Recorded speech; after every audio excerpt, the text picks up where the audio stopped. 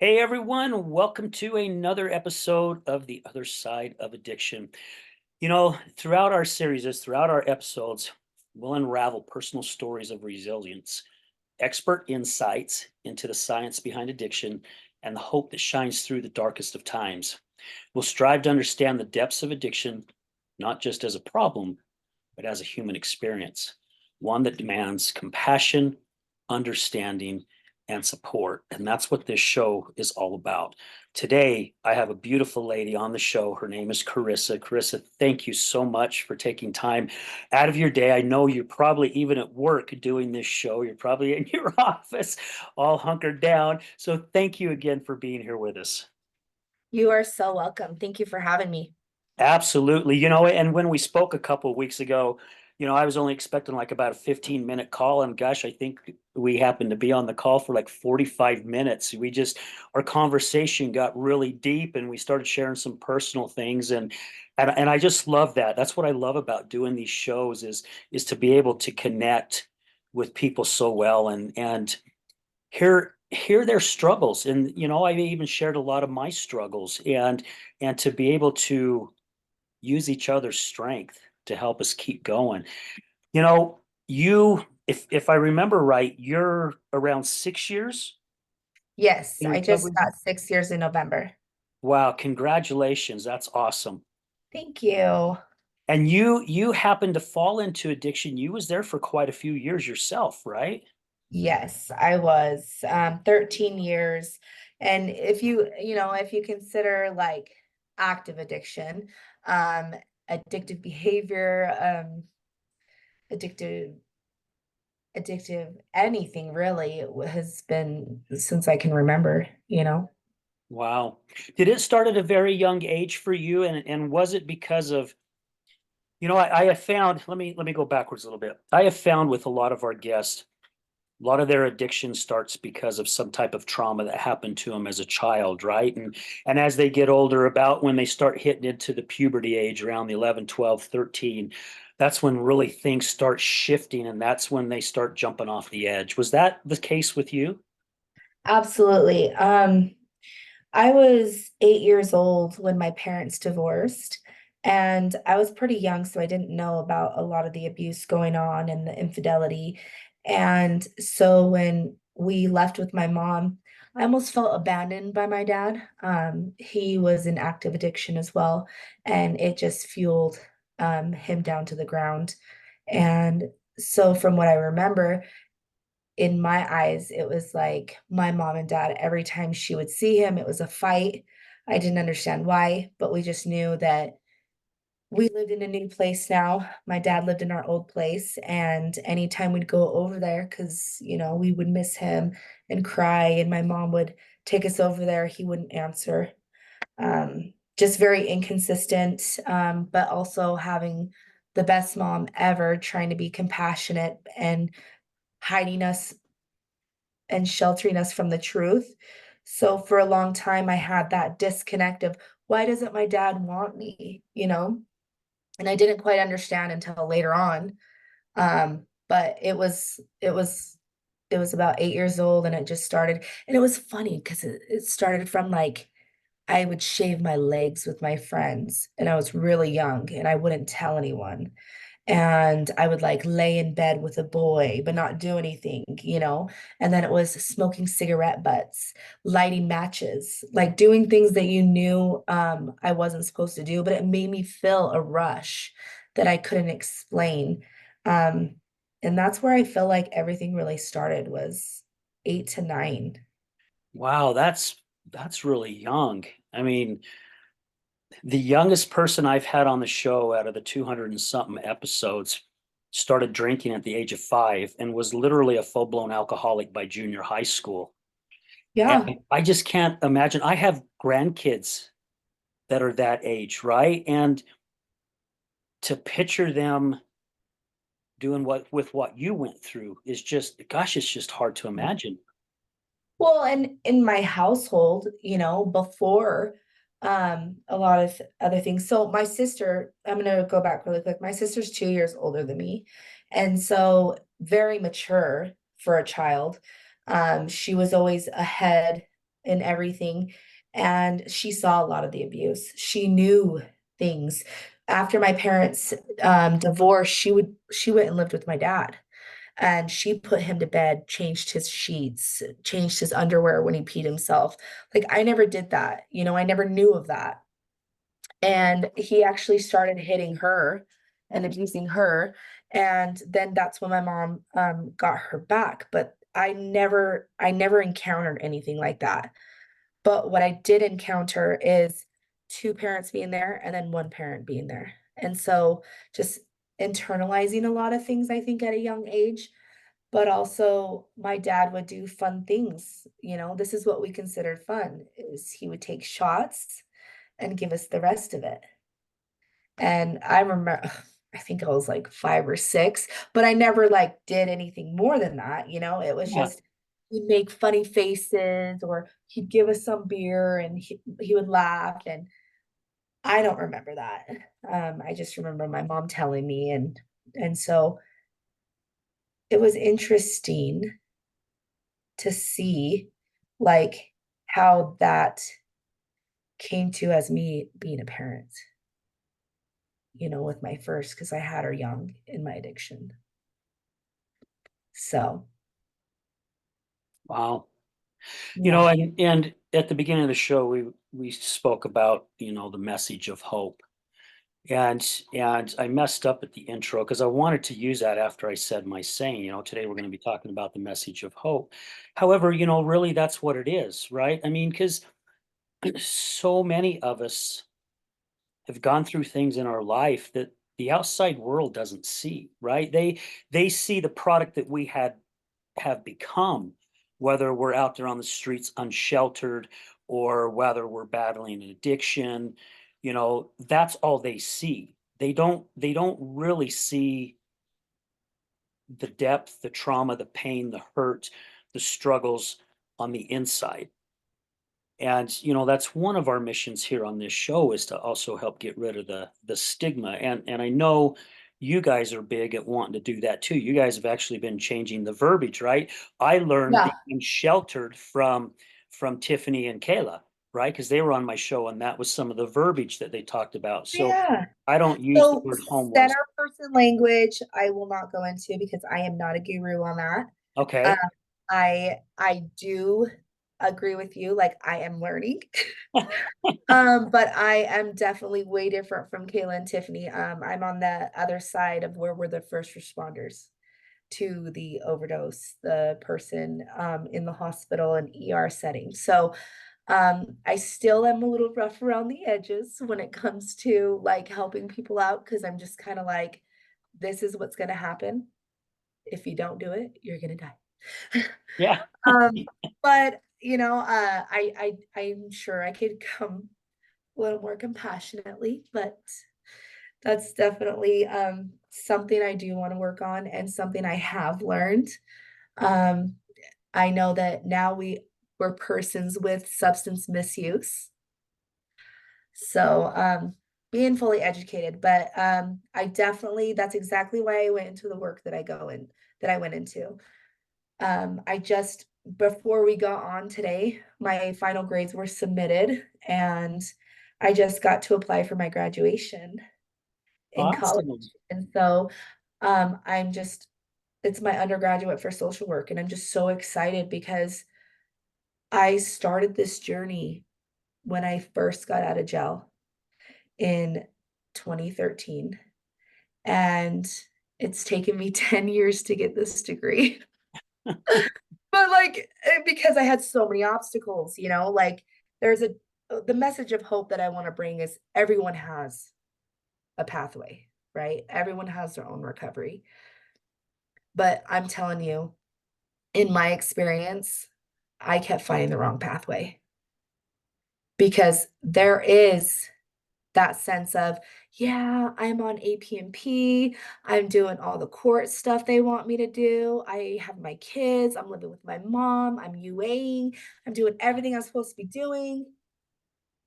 And then you get off paper, and then you get off of summer break or things like this, and life happens, right? And that was a lot of the times where I had that I had no message of hope. I had no support system.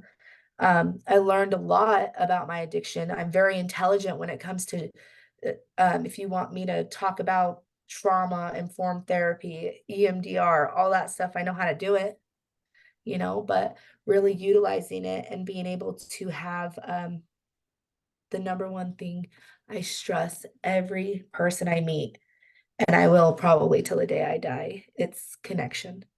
Yeah. If you do not have the connection, everything that you're learning, you're just learning it. You're not utilizing it, you You know, know? no, go ahead. Go ahead, Krista. No, I that's just like I every time I say it, I'm just like, mic drop, because it's Right. just I just feel so passionate about us not doing this alone. And, you know, there's a lot of pathways out there, right? But if you start, they all started with two, you know, either the person with the addiction and the doctor, or the mother and the daughter, the father and son, right? There's always two to everything. The substance use and the diagnosis, you can't do one without the other. And so it's just really, really cool to be able to like express that to individuals. Like, I don't care how you do it. I don't care if this is your 50th treatment center, nothing that they're teaching you, you're doing wrong. It's who you have to connect with afterwards, you Yeah. know? You know what? I'm really glad that you brought that up. I was speaking with someone a couple weeks ago, and I got so many things going on in my life. I lose track, and I don't remember if it was on a show or if it was just someone I was having a conversation with. Okay. And we were getting in some pretty personal things, and he's in long term recovery as well. And he said, Al, have you ever seen anyone that just first gets into recovery? It's like their energy level is freaking way up here, and it's, the 12 steps, or it's this, Pink or it's cloud. that, or it's whatever, whatever their journey that they're on, it's just their force, force, force, force, force. And it's like they think that is their way of sobriety, is that right there. And he's like, Yeah. they're missing the whole picture. And he goes, now we've all done it. He goes, I've done it myself, right? He says, I'm just as guilty because we're on this high horse and we want it so bad. However, it's not just going to meetings every week or every single night. It's not about reading the big book every single night. You know, Yeah. there's so much more that's into it. And I've heard so many times since I've been in the recovery community, the opposite of addiction is connection. And you touched base on that because we do have to have the connection, right? Because to me, I think, and maybe I'm looking at this wrong. I think the connection, we all need it, whether we're someone that's in recovery or not, right? So me myself, I love to have a connection with people or somebody to be close to and have that connection. It's it's almost like fuel for me to continue to want to even push and do harder and or do better, right? It's that influence for me. Mhm. That's how it works for me. And I've been told, Al, you got to do it on your own. No one can make you happy but you. I understand that. But if that's Yeah. what makes me happy, I'm making myself happy, right? And I think just from what I've seen, especially in my own personal with my ex, watching the journey she's gone through, right? And she pulled away from those connections. And I really think for a long time she was white knuckling it, thinking she could do it all on her own. And I think we've all fallen into that. Yeah. And then one day you realize you have to have somebody. So for somebody like me, if I'm really struggling, if I've got Carissa's phone number in my tool pouch, I'm gonna call Carissa, right? Mhm. Because she may be the exact tool I need in my life right now. Doesn't make me weak. It's just that she might be able to shine some light on things for me to help me see a bigger picture. Oh, yeah. Oh, yeah, and, like, I think we can dumb it down to this. When you have a dog, okay, every single time you leave, you come back, they don't understand how long you've been gone. But when you see that dog is just like you've never spanked its bottom before, like you've never told him no, and it's because they need that connection, like you were saying. Anyone needs that connection. We are individuals with a brain. Anyone with a brain needs a connection. You know what I mean? I feel like it's just part of our DNA. And so with that, like I felt like you were talking about your ex with the white knuckling it and everything like that. I feel like a lot of individuals, I mean, this is just my experience and what I think, but a lot of individuals get to that white knuckling point because they are so in tune with what everyone else is doing for their recovery and not what they're doing themselves. And so a lot of times in the I would just say in the world, not just the recovery world, because today I'm a person in recovery. Today I'm not an addict. Today well, I'm addict to chocolate. But do you know what I mean? Today I get to remove that stigma and I don't have to sit there and say, I'm clean today. I'm sober today. Like I am a person in recovery today. I am a mother. I am a friend. I am a support system. You know what I mean? And I will have your back 150%. And so I think a lot of times there's, people that are confused, people that don't understand, and people that haven't, been able to have clarity on what it looks like to have solid support. And that's why a lot of people white knuckle. That's why a lot of people have shame, stigma, because everyone says, let's remove the stigma. Do you know how many times I've gone to the hospital and this brain of mine still looks at people with stigma? Oh, I'm And sure. I Yeah. have to draw back and say, Carissa, you were there. Carissa, this was you. Carissa, this could be your daughter. You know what I mean? Because we're so used to judgment, Yes. just like we're so used to getting in the car, putting on our seatbelt. You know what I mean? That's how likely it is for us to get stigma. I wish it were like, "No, I don't get stigma. I never judge." Yeah, Honey, right. God judged. Okay. Yeah.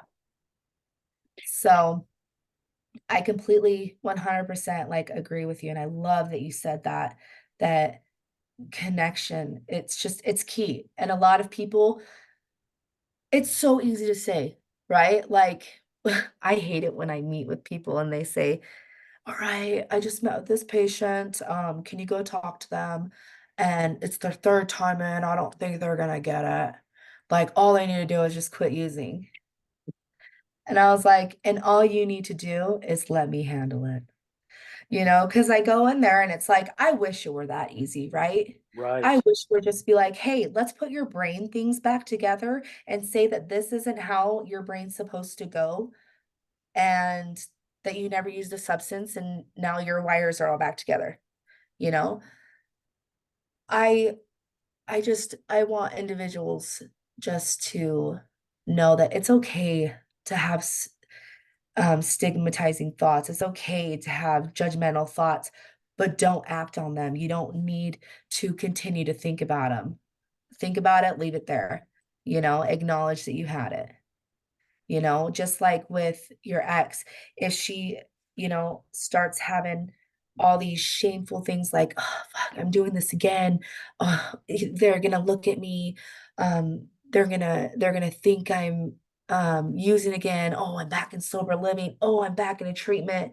It's like You must not have the right connection then. Let me help you find that. Yeah. Well, and their journey is their journey, right? Right. I mean, seriously. And I love this conversation that we're on this subject because, you know, the last time that I dealt with her when she was using, I've told myself, I don't know how many times, Carissa, I'm not going to get mad, right?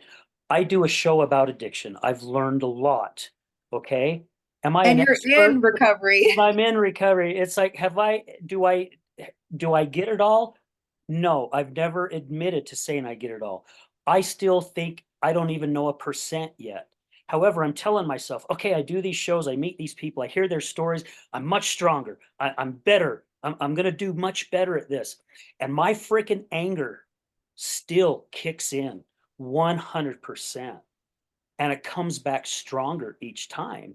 Now that scares me, right? Because this is someone who went through anger management in his early 20s, 6 months worth of therapy to learn how to control a terrible, terrible temper. And when I start seeing those blinders closing in on me, that scares the living shit out of me. Because when those blinders close in, I know what I'm capable of doing. And it's usually doing some type of damage to myself or to someone else or to something else. And I don't want to go back there. And it's almost, and I don't know, correct me if I'm wrong here, okay? Please correct me if I'm wrong. It's almost like somebody who has been clean and sober for a month or 2 years or 5 years, and then all of a sudden they fall backwards and they stumble. And it's that, like you said, the judgment, the shame. I find myself doing that exact same thing the next day, right? It's like, why did I just do that? Why did I just treat this individual like they are the biggest piece of crap on earth when they are a human being? They didn't deserve to be talked to that way, right? So now I start judging myself. And I really do. This is just my version of it. I believe we all fall into that same trap, especially when we're living around addiction, whether you're the person in the addiction or or the person on the other side of the addiction.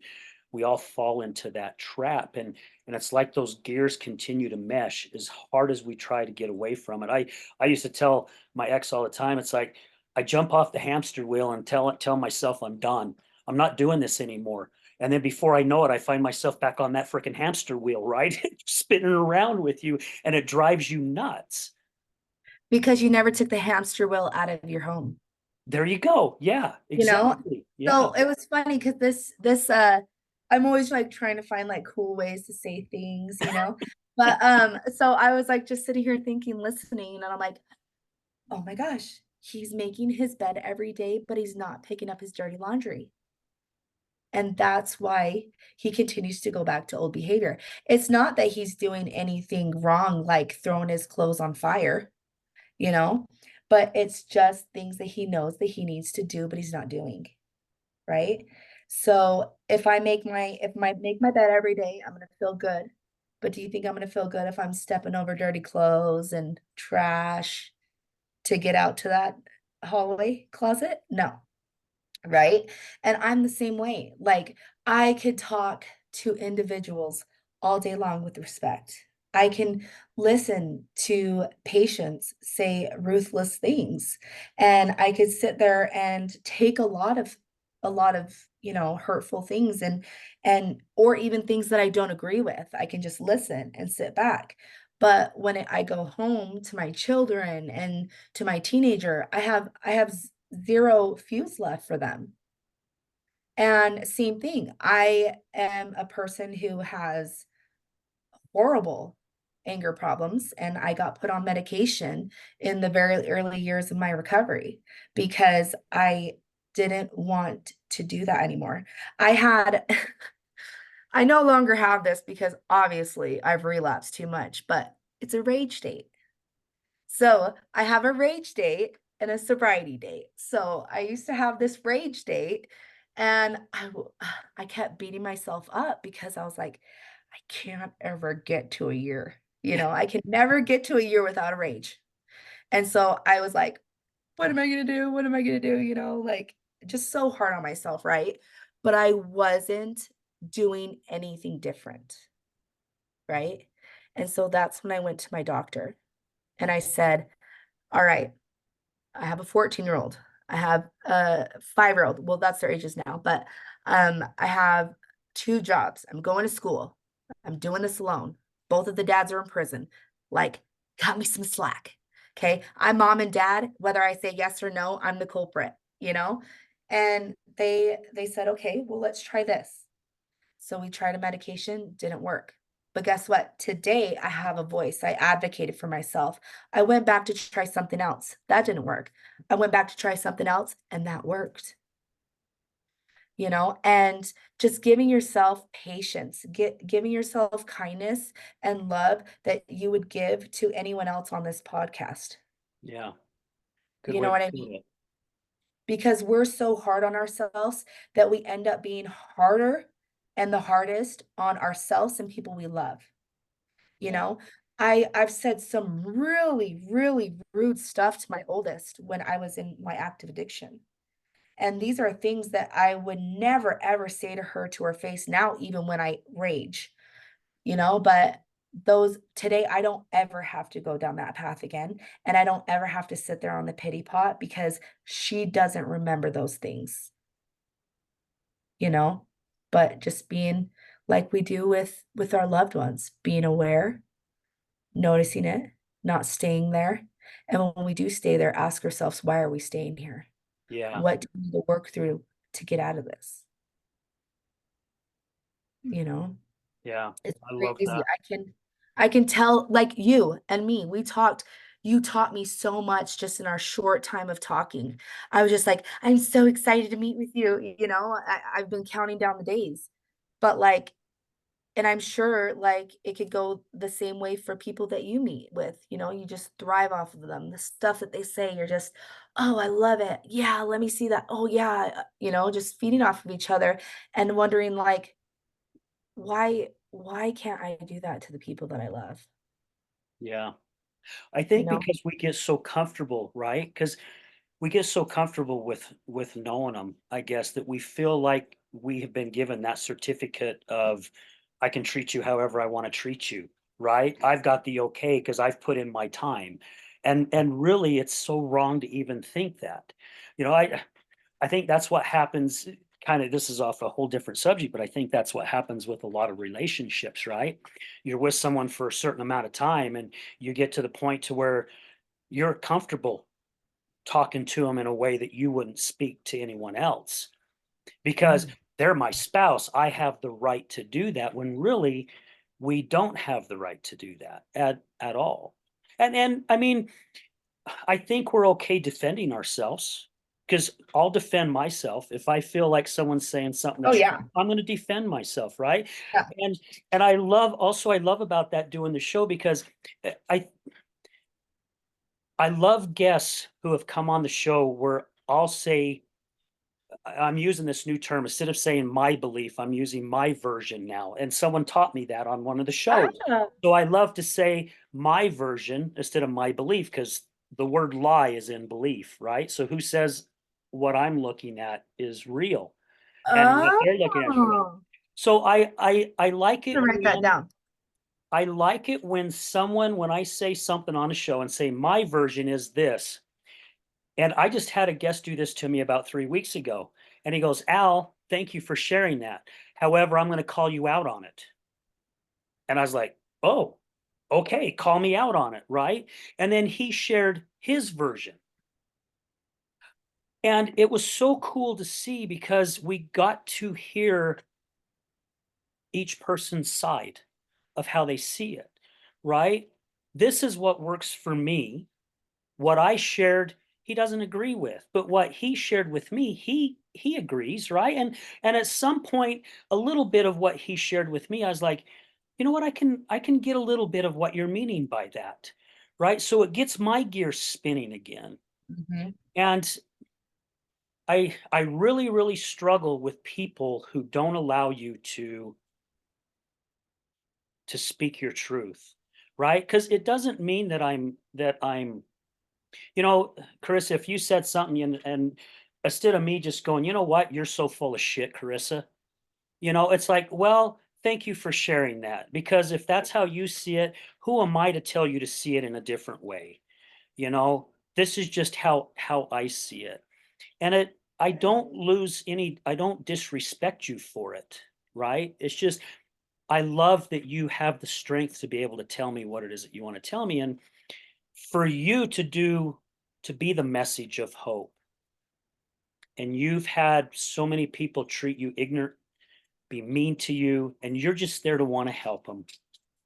I can understand how emotional draining that can be for you, right? To be able to sit back, and you said earlier, I've been in their shoes. I get where they're coming from. I may not agree with how they're treating me right now because I don't deserve to be treated that way.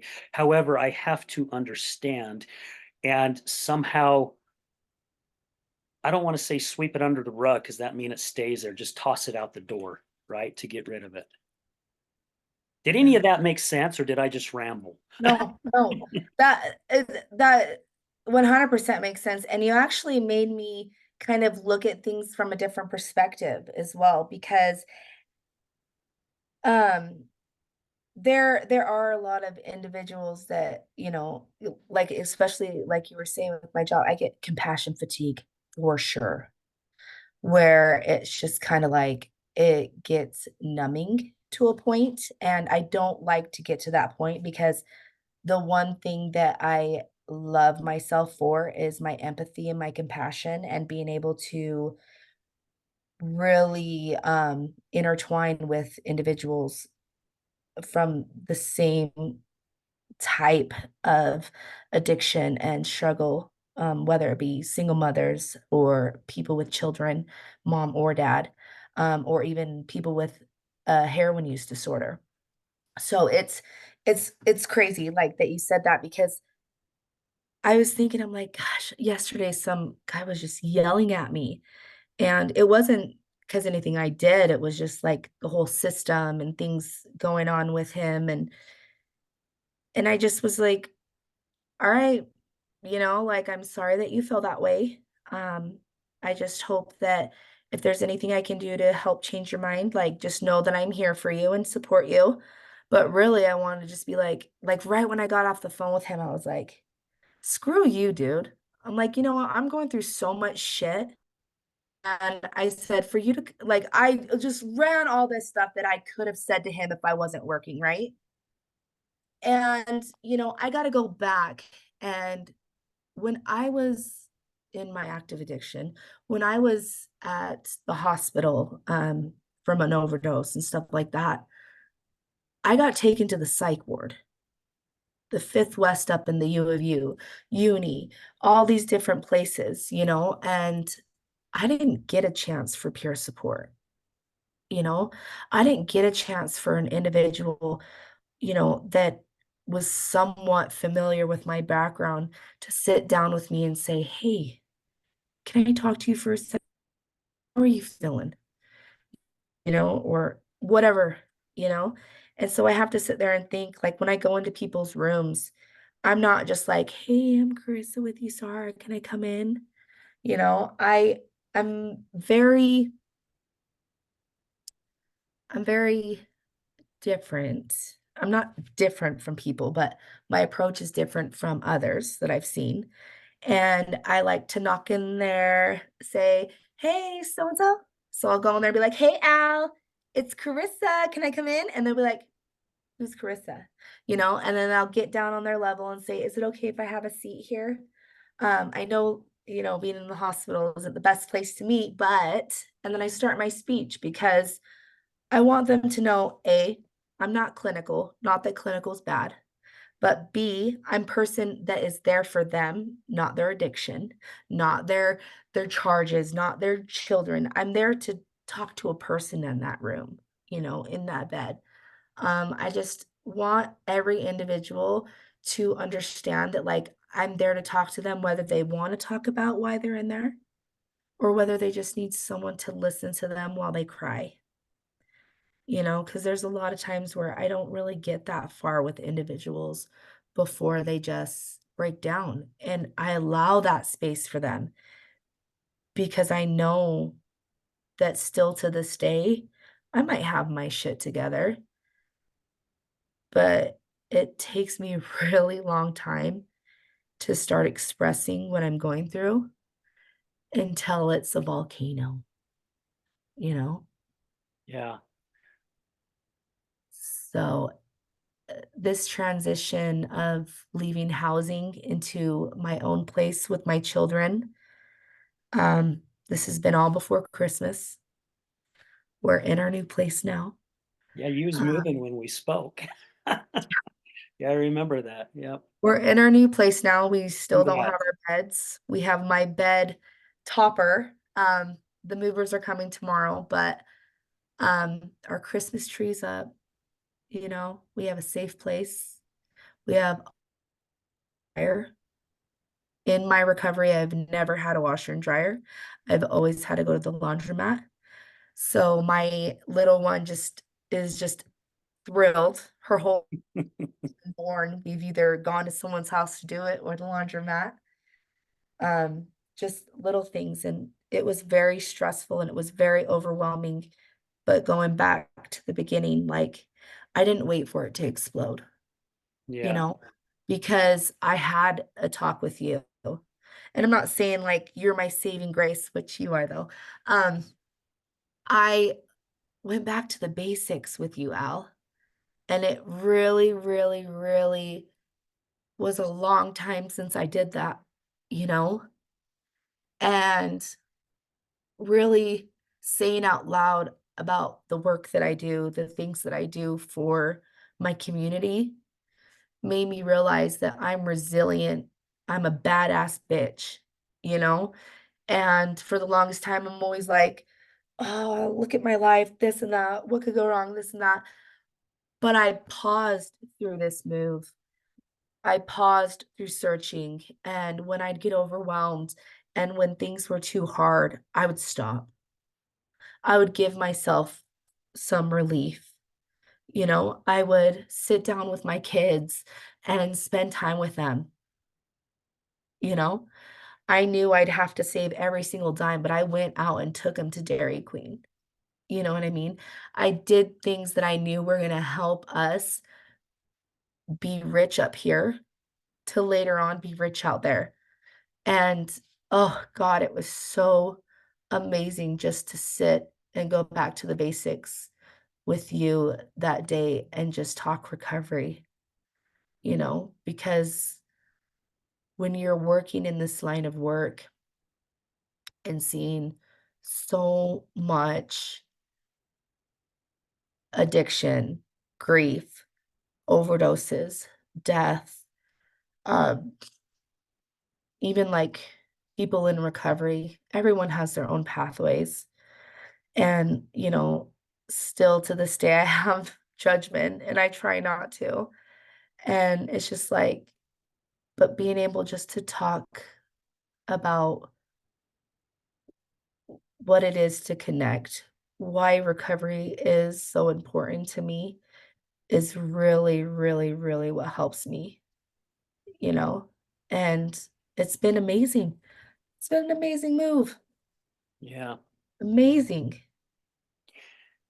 And thank you, thank you for saying that, because I mean, our like I said, our conversation, what I thought was killer. I think that's why it ended up lasting 45 minutes, right? Because we Uh, did go pretty deep. And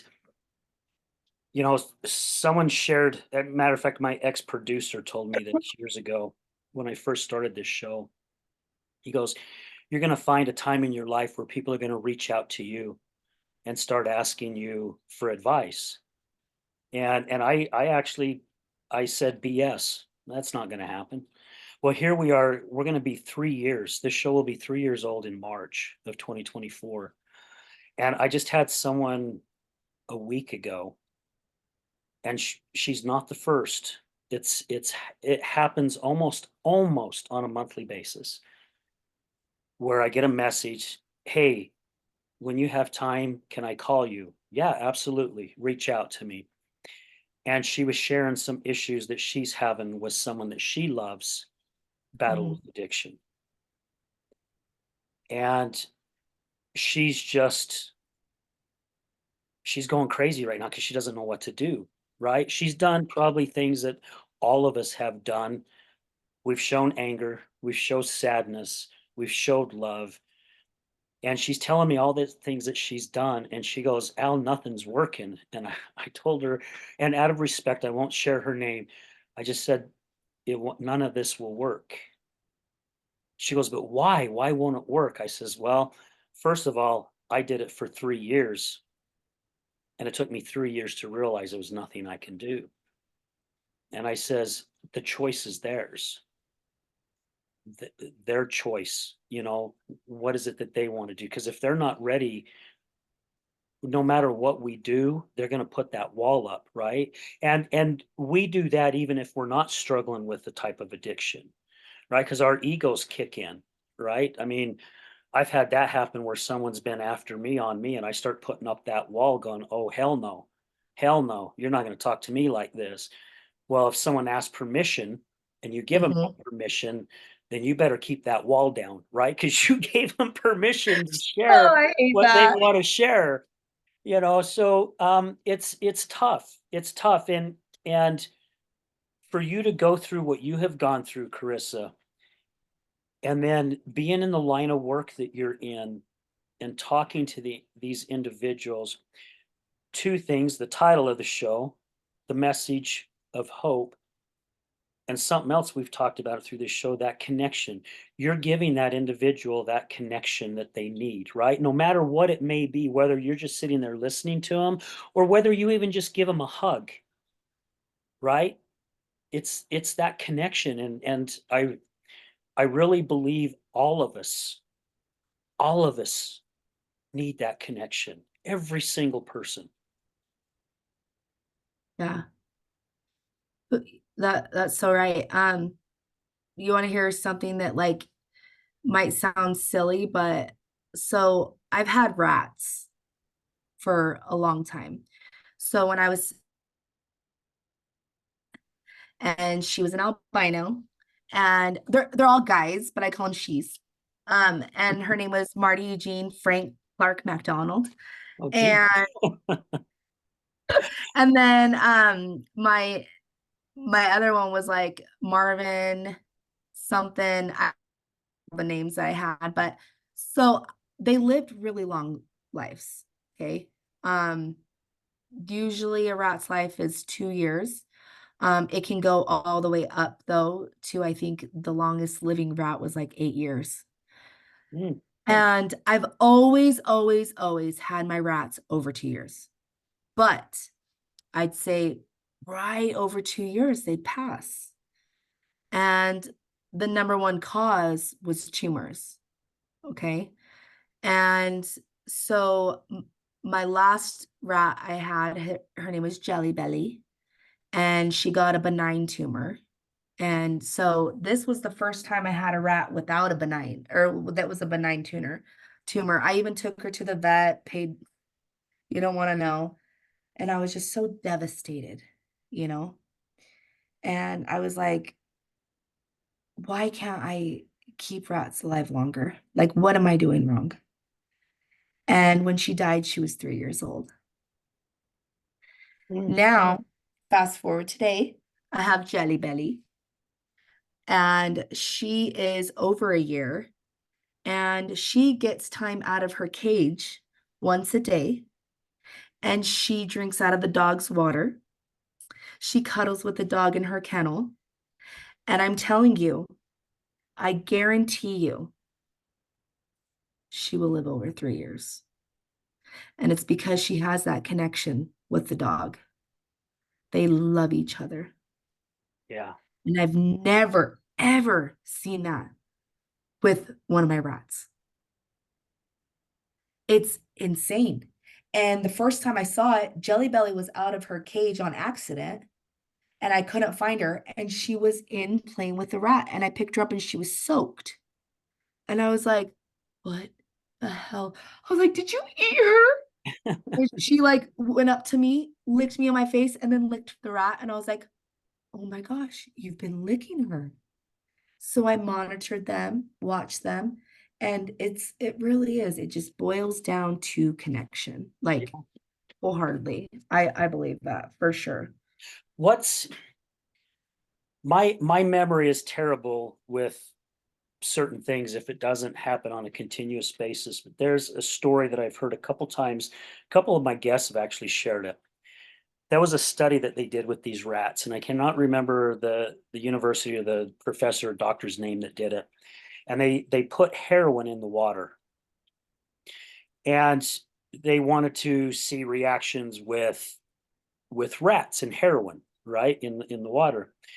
And they ended up taking one rat and taking it away from the rest of the rats and put it in the cage that had the heroin in there. And they also had the heroin in the other water. However, none of the rats that spent time together. I got a cat just jumped on my lap. All right, I cat, know it's you're gonna have to go down. So anyway, when the rats were all together, none of the rats drank the water that had the heroin in it. They drank the good water. As soon as they separated them and put them in the cage with good water and heroin water, the rats went to the heroin water. So it goes to what you just said. That connection means so much because when you do have that connection, now I understand why they say the opposite of addiction is connection. Because when you have that connection, it puts you in a whole different atmosphere, I like to say, right? It's a whole yeah. different universe. Without it, you're in the universe of your own mind, and your own mind can do a lot of damage to you without you even realize it, right? It starts, I like to say it's the devil's playground. When you are not keeping your mind occupied and you're not staying connected with people, it's the devil's playground. It starts messing with you and it starts telling you things, and then you start believing the things that it's telling you. Oh yeah. And there are so many people that I have met that I just, I consider myself extremely blessed and lucky because I have so many amazing people in my life. And it's the connection. And there's a handful of them that I get very, very vulnerable with, where Yeah. I share some deep, deep stuff with them, right? Because I don't share all everything that's going on in my life. I don't share on social media. I'll share Oh yeah. certain things, but I do not share everything on social media. However, there are also other people that I do. And I do that because some of them are coaches, right? This is what they do for a living. They help me. Others are not, but I believe they're very, very good influencers, and they're people who will not lead me to stray. They're gonna lead me in the right direction. They're gonna feed me some good information. And I Yes. believe without that connection, with everything that's gone on in my life, especially the last 3 years or so, even just in the last couple months, I would be a freaking basket case right now. And I would probably be back to where I'm looking at life through a straw. My anger issues would probably be coming back. I would probably be falling back and snorting cocaine and drinking every weekend again, right? Just to chill my mind or numb my mind or my thoughts or my beliefs. So this connection is huge. Yeah. Yeah, I was gonna go back a little bit when you were saying like you never thought like you would be one that people would go to. So I actually heard of you before I met you. And so but I didn't think anything of it, you know. I was kind of the I'm kind of the type in recovery, like if I get asked to share, I'll share. Um, but I won't speak unless I'm spoken to. And I saw my buddy Charles. Oh, I hadn't seen him in years. And we went to a concert, and it was the first general admission concert I had ever taken my 14-year-old to. I was so nervous. Standing in line, all you smell was weed and alcohol. And I'm like, oh my God, me and my kid. kidnapped, blah, blah, blah. You know, I'm like, I need my mom. Like for the first time, it was crazy because like I felt like a kid taking a kid to a concert, you know, and I just didn't feel adequate enough.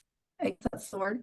And so we get all the way up to the front of the stage, and you know, one row behind, I'm run one row behind someone, and then it's the front. And I'm like, oh my God, we're gonna get stuck in here. Like, what's going on? And this guy turns around and he's like, oh, hey. I'm like, Charles. And it was Charles, his sister. They're both in recovery. And it was just like God speaking to me, right? And telling me that everything was going to be okay. Then we started talking about recovery and how life has been going and just going on and on. And well, we started talking about a podcast. And I said, oh, yeah, I've heard of him. He's done a couple of my coworkers. And I said, but I've never been asked to do anything like that. And he says, well, now you have. And he hurried and put me in a group chat with you.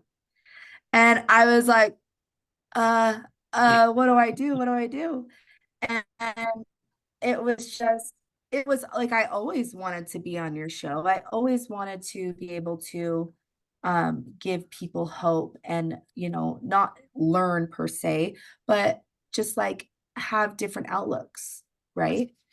Because I believe everyone's journey is so unique in a way that helps individuals with their unique journey, and it all combines together. And that's why we've been talking so much about connection, because one unique mind to another, it just fits perfectly like a jigsaw. Yeah. But wanted to say you are very well known, and be humble as you are. And like a lot of people love and talk highly of you. And so it's an honor to be able to share with you on this show. And I'm really grateful for individuals like you who have the passion for this type of work, for this type of job. Because last time we were talking about it, I'm like, "Oh, it's not really a job. We love it, right?" Yeah. Um, but it's so true. Like without you guys being able to do this, we wouldn't be able to get the message across, right? So I like that. But I do have a little fun thing if you're willing. Okay. I have these empowering cards. They're empowering questions. Okay. I want you to choose one, two, three, or four. I have four rows, Okay. So I just pick a one row. through four, one through four. You know, I have been seeing angel numbers 444 a lot. Let's Okay. go with row 4. All right. So this is going to be a question for you.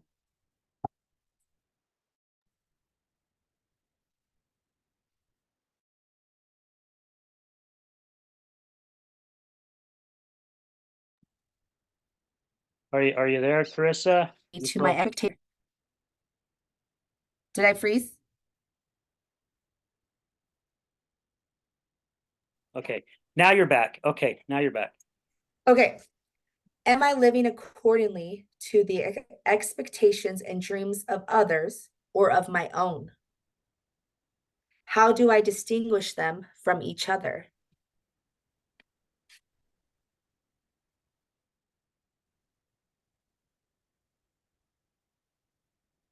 Wow, that's a really good question. And you know, you don't have to answer it now, just something to think Hmm, about. But this is the type of you know, we like you said, we get a little compassion fatigue at times. There's times where I'm sitting there and I'm like, what am I doing? You know, and I really, really like to take a turn on the normal. Like sometimes we don't have that connection available, right? And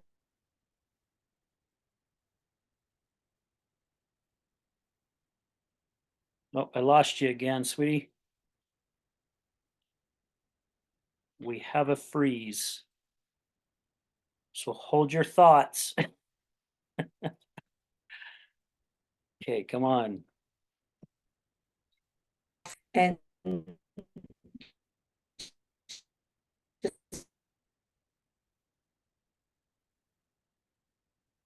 Yeah, can you hear me, Carissa, okay? Because we're freezing up. I haven't heard anything that you've said.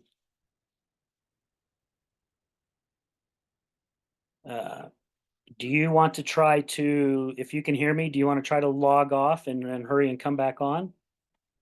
Okay.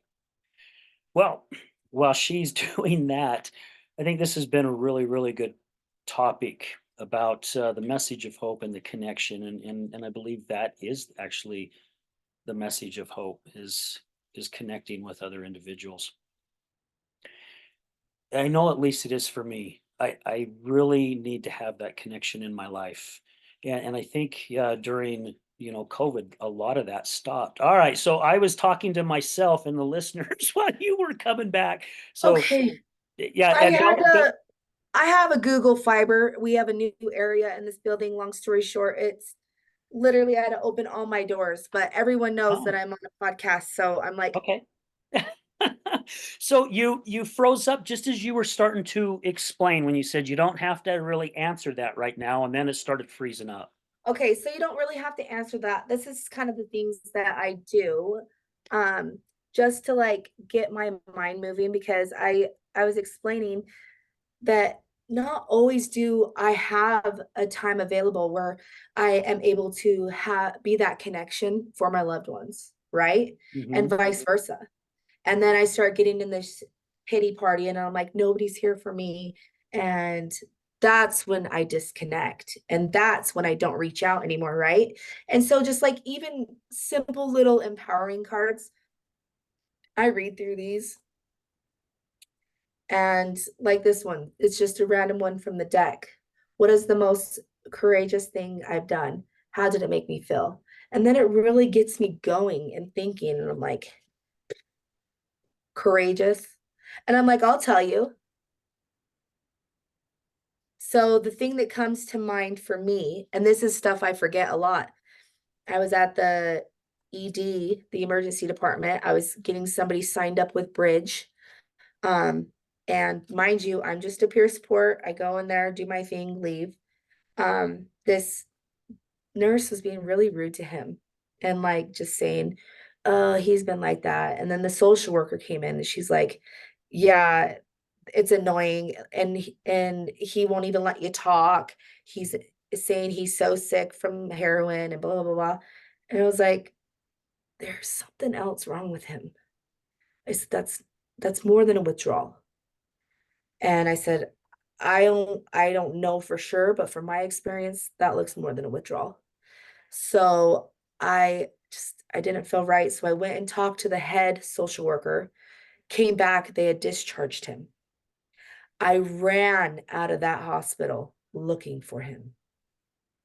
Mind you, I could have lost my job, but I went, grabbed this person with the nurse walking out with him, and I said, please don't discharge him. Please. I said, please, please, please have the doctor look at him one more time. I said, I know there's something else wrong. I'm not a doctor by any means, but I know there's something wrong. And he was going in a diabetic coma. Wow. He would have died if he left that hospital. And I'm telling you right now, like, that's when the hospital respected me. And I'm like, Yeah. seriously. And like, still to this day, like, the social workers are like, you should be proud of yourself. Blah, blah, blah, blah, blah. And I'm like, no, no, no, and I'm like, fuck yeah, he would have died. Yeah, absolutely. You saved a life. And I didn't know why. All I knew is that as a person with feelings, as a person with connection, as a person who has empathy, I knew something wasn't right. I knew he wasn't overreacting to his withdrawal. You Yeah. know what I mean?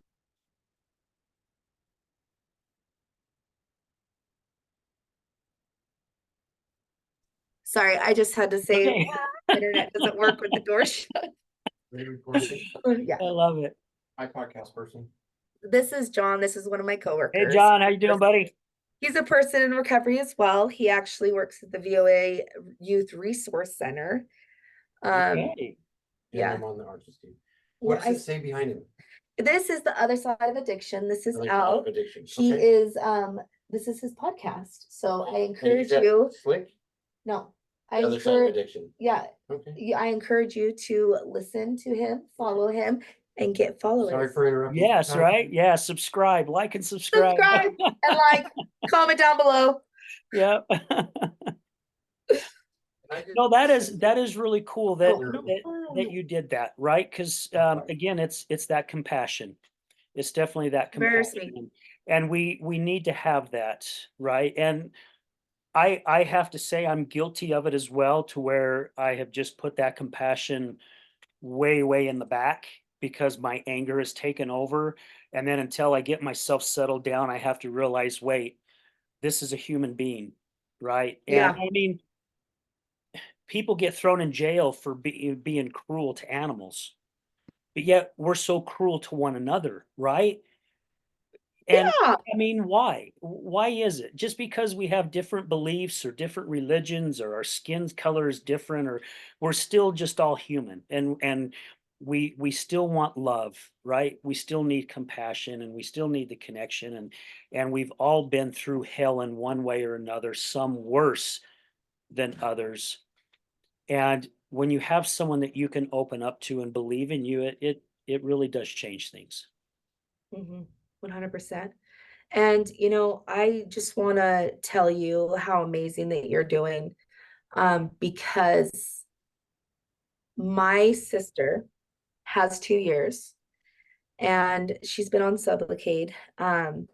But long story short, if you add up the time, she was in addiction while I was in recovery. And I've never been on that side, right? I've never been on the other side of addiction with a loved one in active addiction. And it really put me through a loop, because not only do you say, am I doing this right? You're questioning yourself way more than I think I've ever questioned myself before. Even as a parent, I'm like, am I enabling her? Should I do this? Should I do that? Should I say this? Should I say that? Um, and I realized I put myself in the addiction with her without using. Yeah.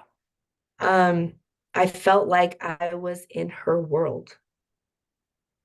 And so for you to, acknowledge like, hey, these are my boundaries, but this is also my separated wife, and no one's going to tell me anything different, but I'll just make sure that I'm doing things that align with my inside, right? Like, oh, I think that's so amazing, because that's something I had to really learn, and I didn't learn it until after she was in recovery, Yeah. you know? I get that, right? I had a guest a year and a half ago. Actually, he was my guest co-host. My good buddy JD was on the show, and I can't remember who we interviewed at the time. And it started coming up, right? About my wife's battle with her addiction and that. And he goes, Al, if you think about it, you became addicted to her addiction. And it literally floored me. I was like, oh my freaking hell. He's 100% correct. And you just said that, right? You find yourself in the addiction and you're not the one that's battling the addiction. And that's what this freaking crap does to all of us, all who are around it, right? Yeah. All the loved ones, all the friends, it's like a very strong magnet. It just continues just to pull us in and pull us in. Oh, And yeah. I picture myself, like you see in cartoons with the wind, where the wind's pushing them back and their feet and dirt's piling up behind them, but they cannot stop Good. it, right? They're still drawn towards it. Oh, yeah. 100%. No, like when we're saying those things, like I was so in tune with her addiction when she was going through it that I was sitting here at work. My mom had texted me and said, "Have you heard from Ashlyn?" And I said, "No, I have not." And she's like, "Well, I talked to her yesterday, and blah, blah, blah." And I immediately said, "You need to go over there right now. She is not okay." And my mom ended up going over there, and she was unresponsive, overdosed, stuffed in the corner of between the wall and her bed. Two individuals downstairs getting high, not even caring, and she had been there for 5 hours. Mm. Her liver shut down, her kidneys were already, she was already on dialysis. You know, she's 36, has a 6-year-old, and I looked at my boss and I said, "I need to go." Didn't explain why. All I said is, "I need to go. I will put in PTO. It is an emergency." Got from Salt Lake all the way to West Jordan, I think in like 5 minutes. Like I didn't even realize I was even driving. Got there, just enough time to show my mom how to use the naloxone because she's just, "Should I make sure there's no bubble?" You know, and she's so cute. And I'm like, "No, you know, I'm like, who cares?" But it's crazy because, you know, I almost feel like, yeah, there was a better way to go about that.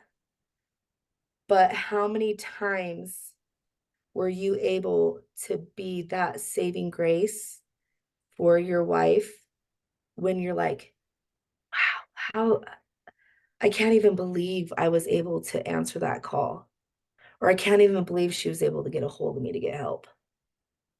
You know what I mean? Yeah, so true. Well, gosh, Karissa, we've gone just actually we've gone over an hour, and unfortunately, No, I have a meeting to be to here, and I no, know we let's got to talk go to work. forever. I know, right? We could We'll do have a another part two. hour.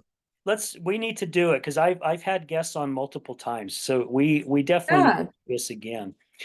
Our So our our next episode could be like talk the talk part two. we could I'm gonna write that down just so we make sure we have it. Talk the talk. We'll do the three T's, right? Talk the talk. Yeah.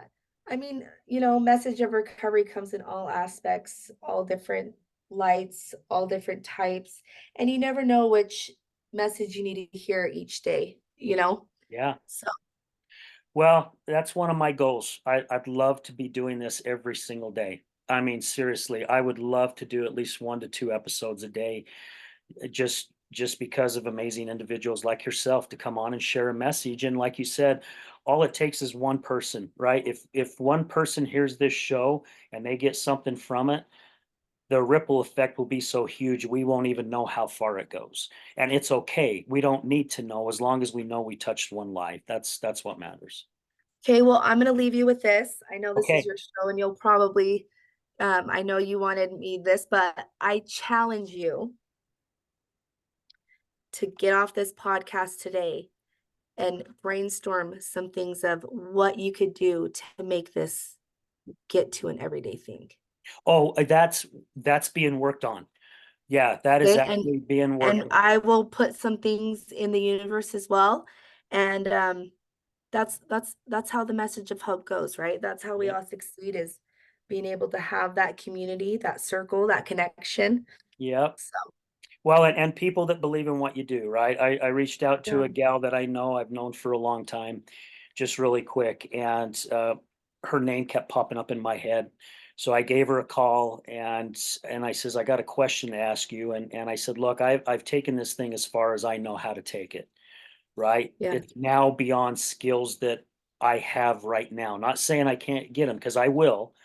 It's just I just don't know which step to take next. And this is what she does. She builds business plans. So we have sat down by a Ooh, business plan. I still have some homework I have to do that we're going to connect after the first of the year, after the holidays, and we're going to start making the next step. So hopefully in 2024, that dream will come true. where I will be doing this on a daily basis, and I'll have a studio again. So anyway, so enough about that. To wrap things up here, Karissa, two questions. You can answer both or just one of them. What would you like our listeners to gain from this show today?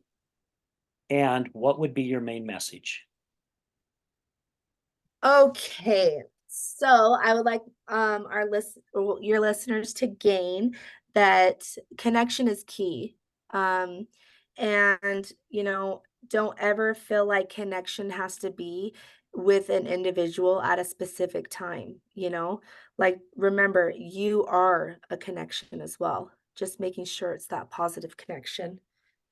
And then what was the last one? The main message. What would be your main message? Or that could even be a main message, right?